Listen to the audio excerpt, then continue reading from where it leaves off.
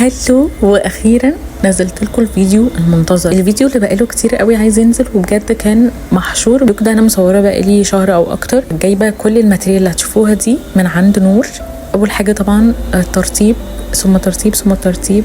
رطبت بالسيرم القمر ده، استخدمت الواكس الحواجب الجديد بتاع بنفيت، ورسمت حواجبي بالقلم بتاع شي جلام. القلم ده حلو جدا وسهل قوي في الرسم.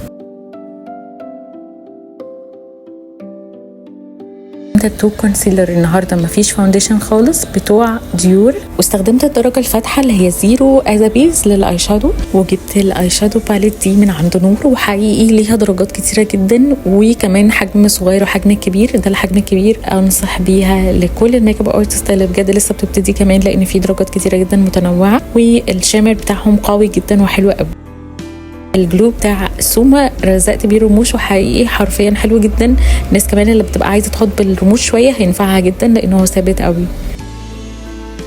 اخدت الدرجه الغامقه من الكونسيلر واستخدمته از فاونديشن. اللوك ده من غير اي فاونديشن، انا عملته على الوش كده زي ما انتم شايفين، وهنور بالدرجه الفاتحه اللي استخدمناها فوق العين، وهدمجهم كويس جدا جدا علشان يبقوا على الوش ما يبقاش فيه طبقات او تكتلات.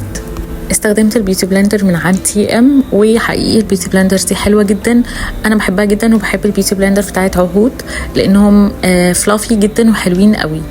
وهنا بقى نبتدي ان احنا نثبت الوش كله باللوس باودر. اي لوس باودر عندكم، انا استخدمت اللوس باودر بتاعت فيتمي، حلوه جدا وخفيفه قوي على الوش، وكمان بتدي تنوير لطيف قوي.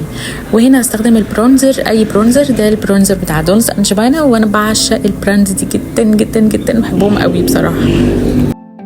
وهنا كملت الاي شادو اللي تحت العين، وحطيت شامر خفيف برضو من نفس الباليت تحت العين، وهعمل المدمع بقلم براو اكت. ده حلو جدا جدا، خفيف وكمان ليه ناحيه للحواجب. بستخدم طبعا دلوقتي البلاشر بتاع فاتين، وده العشق العشق العشق بجد لانه بيجمنت واسعارهم كمان حلوه قوي.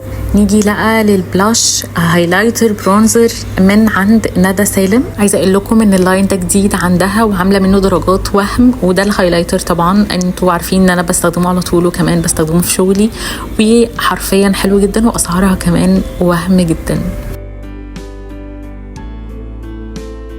وهنا نيجي لحبيبه قلبي جيرلان. ما ينفعش اللوك ينتهي كده من غير ما استخدمها. انا كنت جايباها وكنت هموت فعلا واستخدمها، وحقيقي فظيعه، نورت ونضفت حلو جدا جدا. تقريبا دي تاني باودر ممكن استخدمها بعد ميك اب فوريفر.